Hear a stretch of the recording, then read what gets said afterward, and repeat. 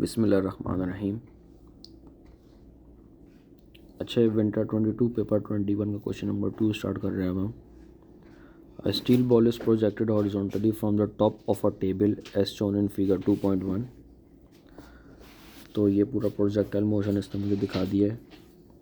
The ball is projected horizontally at a speed of 4.9 metre per second. तो ये horizontally project हो रही है, इसका मतलब ये हुआ कि इसमें कोई वर्टिकल वेलोसिटी फ़िलहाल तो इसमें शो नहीं हो रही। The ball lands on the horizontal ground distance of 180 cm from the edge of the table. Assume that air resistance is negligible. Calculate the time taken for the ball to reach the ground. तो horizontal का खेल है सारा, तो speed is equals to distance over time लगा दिया आपने। Distance मेरा 180 सेंटीमीटर है, मतलब कि 1.8 मीटर हो गया। टाइम मुझे खैर टाइम तो निकालना है, और वेलोसिटी इसने मुझे 4.9 बता दी है। तो टाइम की वैल्यू मेरे पास आ जाएगी 1.8 ओवर 4.9। तो वैल्यू इसकी जो मेरे पास, एक मिनट में देखता हूँ, 0.367। तो इसको मैं राउंड ऑफ करके 0.37 ही कर देता हूँ। ठीक है, पहला पार्ट हो गया। Calculate the vertical component of the velocity of the ball as it hits the ground. अच्छा, वर्टिकल कंपोनेंट की पहले हम चीज़ें देख लेते हैं, जिसमें मेरे पास एक्सेलरेशन मुझे मालूम है, that is due to gravity 9.81। Time जो हॉरिजॉन्टल में होता है वही वर्टिकल में होता है, तो ये 0.37 ले लेता हूँ मैं। इनिशियल वेलोसिटी 0 है क्योंकि मुझे कुछ गिवन नहीं है, और पता चल रहा है सिर्फ हॉरिजॉन्टल में लगी है। इसके अलावा वर्टिकल वेलोसिटी निकालना है जब ये हिट कर रहा है ग्राउंड पे, तो मतलब फाइनल वेलोसिटी निकालनी है। तो इन सब चीज़ों को देख के मैं एक फॉर्मूला लगा सकता हूँ, V is equals to U plus AT। यहाँ पे सवाल आ सकता है कि ये हमें S भी तो पता है, दैट इज़ 180 सेंटीमीटर। तो बेटा एक चीज़ याद रखो, ये 180 centimetre is the horizontal distance that is being covered by the ball. This is not a vertical distance. तो इसमें मेरे पास S नहीं है यहाँ पर। तो इसमें प्लग एंड प्ले करना है इस वक्त। तो 0 प्लस 9.81 टाइम्स 0.37। तो इसकी फाइनल वेलोसिटी मेरे पास जो आ रही है that is 3.6 metres per second. ये मेरे पास इसकी वर्टिकल वेलोसिटी आ रही है when it hits the ground. Next part में वो बोल रहे हैं भाई साहब कि determine the magnitude and the angle to the horizontal of the velocity of the ball as it hits the ground. तो बेसिकली बॉल इस तरह गिरी है, और ये यहाँ पर आते आते ये ग्राउंड को हिट कर गई है। तो अगर मैं यहाँ पे एक इसका वो बना लूँ प्रोजेक्टाइल, ये वाला केस, तो बोलो determine the magnitude and the angle to the horizontal, मतलब मुझे ये वाला एंगल निकालना है। अब मुझे इसका वर्टिकल कंपोनेंट भी पता है, दैट वाज कितना था, 3.6, जिससे ये नीचे जा रहा है, और जो ये वाला है दैट वाज 4.9। तो अगर मैं इसके हिसाब से इसका हाइपोटेन्यूज निकाल लूँ, तो मेरे पास जो है इसका वेलोसिटी का मैग्नीट्यूड आ जाएगा horizontal plus vertical, 4.9 whole square plus 3.6 whole square. P की वैल्यू मेरे पास आ रही है अप्रॉक्सीमेटली 6.1 मीटर्स पर सेकेंड। तो अब मेरे पास ये वाली वैल्यू भी आ गई, दैट इज़ 6.1। तो अब अगर मैं सिर्फ tan थीटा लगा दूँ यहाँ पर, तो मेरे पास सब चीज़ें आराम से आ जाएंगी। तो tan थीटा बराबर होता है 100 का टुआ, मतलब ऑपोजिट ओवर एडजेसेंट। ऑपोजिट इसमें मेरा 3.6 है, over adjacent that is 4.9। Theta की वैल्यू मेरे पास आ जाएगी tan inverse opposite, that is 3.6 over 4.9. तो मेरे पास थीटा आ रहा है बेचारा 36 डिग्री। तो इसका जो ऊपर वाला आंसर हो गया that was 6.1 metre per second. Angle to the horizontal that is 36 degree. लगाने की ज़रूरत नहीं, डिग्री ऑलरेडी लगा हुआ है। ये पार्ट यहाँ पे ख़त्म हो गया। मतलब अभी तक हम लोगों ने इस क्वेश्चन में 7 marks I guess 6 marks obtain कर लिए हमने। तो अब ज़रा नेक्स्ट पे चलते हैं।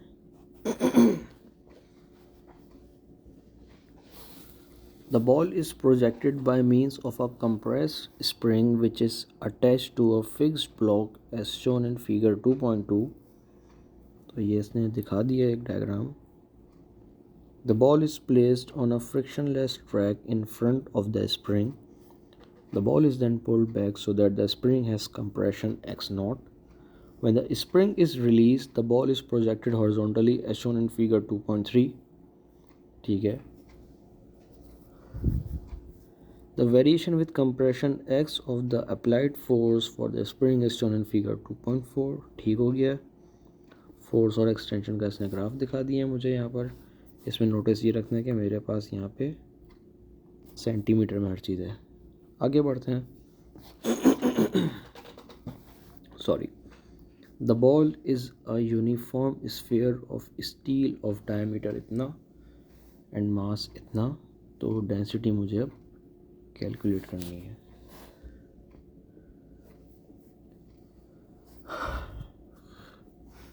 तो डेंसिटी का फॉर्मूला होता है मास ओवर वॉल्यूम। मास मुझे पता है, वॉल्यूम मुझे निकालना पड़ेगा क्योंकि डायमीटर मुझे दिया हुआ है। तो डायमीटर का जो रेडियस बन जाएगा वो मेरे पास बन जाएगा 0.008 if I am not wrong. और वॉल्यूम होता है स्फीयर का 4/3 पाई आर क्यूब। तो वॉल्यूम जो मेरे पास आ रहा है वो है 2.15 एक्सपोनेंट -6 मीटर क्यूब। मास पता है तो 0.017 ओवर वॉल्यूम जो भी आ रही है यहाँ पे। तो डेंसिटी आ जाएगी 7926। तो इसको अगर मैं 2 SF पे राउंड ऑफ कर दूँ तो ये बन जाएगा 7900 किलोग्राम पर मीटर क्यूब। ये मेरे पास यहाँ पे वैल्यू आ गई है। आगे बढ़ते हैं।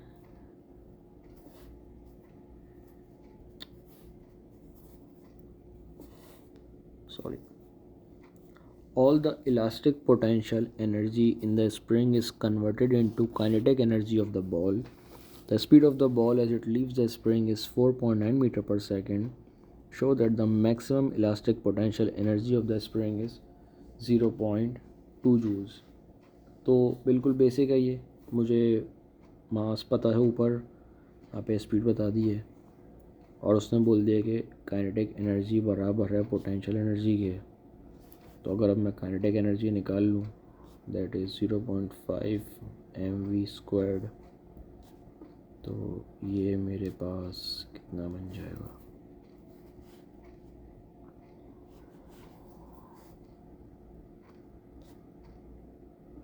(4.9²). तो काइनेटिक एनर्जी मेरे पास आ रही है एग्जैक्टली 0.20 आ रही है मेरे पास जूल्स।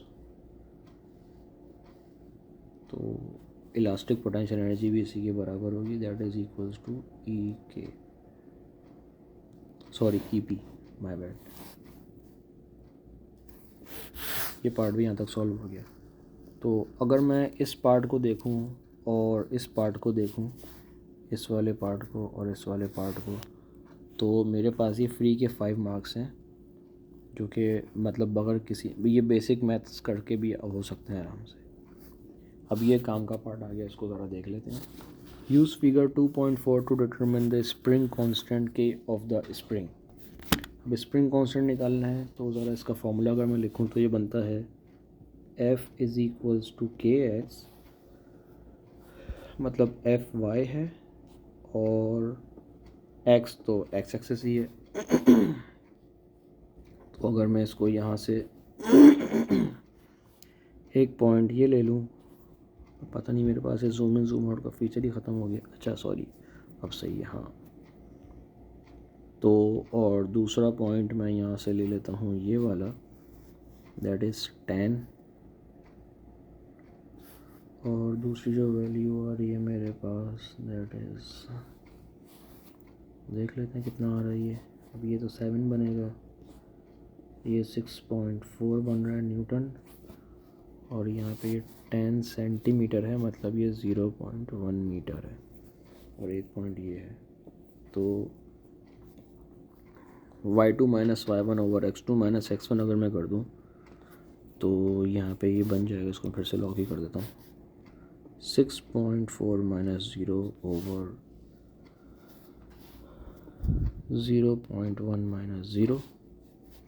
तो ये मेरे पास जो वैल्यू बन रही है, लेट मी चेक इट, मेरे पास बन रही है 64 न्यूटन पर मीटर। तो अब अगर मैं यहाँ पर आ जाऊँ तो वही आपने कैलकुलेशन यहाँ पे कर देनी है, तो मेरे पास एग्जैक्ट 64 न्यूटन पर मीटर बन रही है।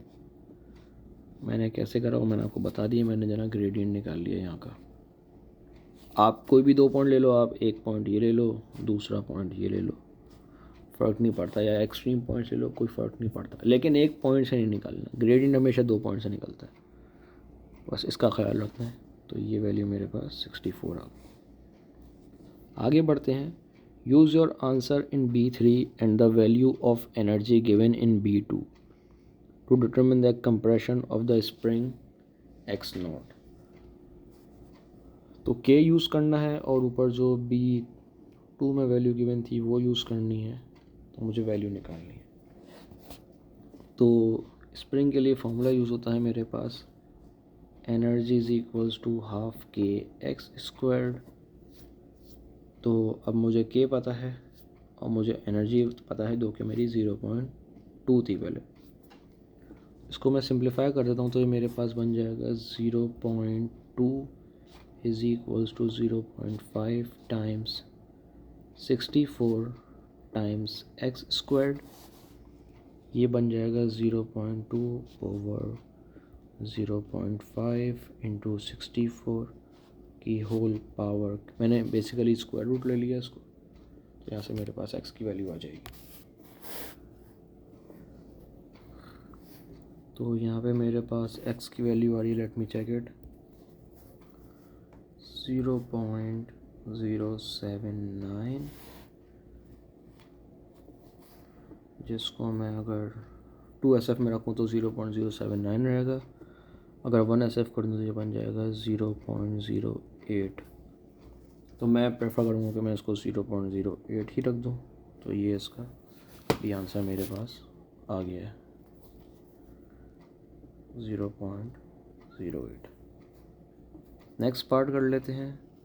The ball is replaced by a polystyrene ball of the same diameter but of much lower mass. The spring is given compression x0 and is then released. The air resistance on this ball is not negligible after it leaves the spring.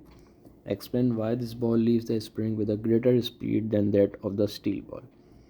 Steel ball में मास ज़्यादा था तो force भी ज़्यादा लग रही थी, जिसकी वजह से मेरे पास बॉल आगे ज़्यादा बढ़ नहीं पा रही थी।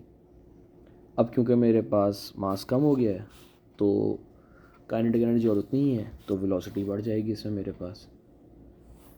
इसको इस तरह लिख देते हैं कि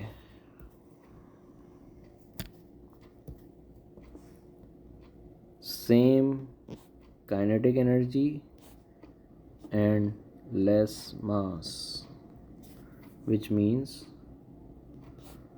मोर वेलोसिटी। मोर खैर गलत हो जाएगा, इसको आप हायर वेलोसिटी कर दें, higher velocity. Why this ball takes a longer time to reach the ground than the steel ball. अब क्योंकि मेरे पास मास कम है तो रेजिस्टिव फोर्स भी कम लगेगी। अब जब रेजिस्टिव फोर्स कम लगेगी तो मेरे पास वो एक बेसिकली वो एग्जांपल हो गई, एक मेरे पास पेपर है, एक मेरे पास स्टोन है। तो पेपर देर क्यों लगाते, क्योंकि मेरे पास उसमें एवरेज फोर्स सेम है, लेकिन एक्सेलरेशन मतलब कम हो गई है उसकी, एक तरीके से मतलब बहुत हल्के हल्के उसकी स्पीड बढ़ रही है।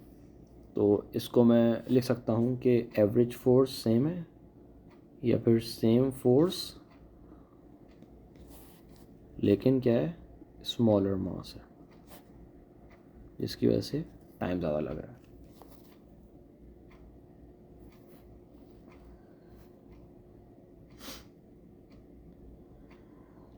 और जब स्मॉलर मास है तो मेरे पास एक्सेलरेशन भी लेस हो जाएगी। सॉरी,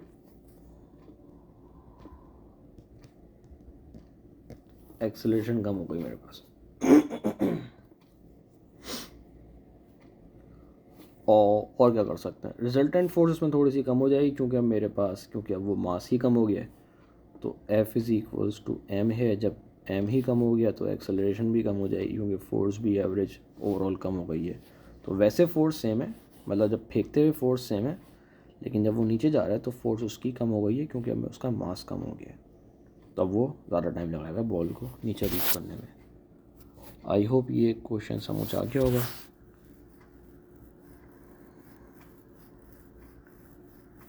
काफ़ी लंबा क्वेश्चन था, 17 मार्क्स का। Okay, thank you very much. खुदा हाफिज़।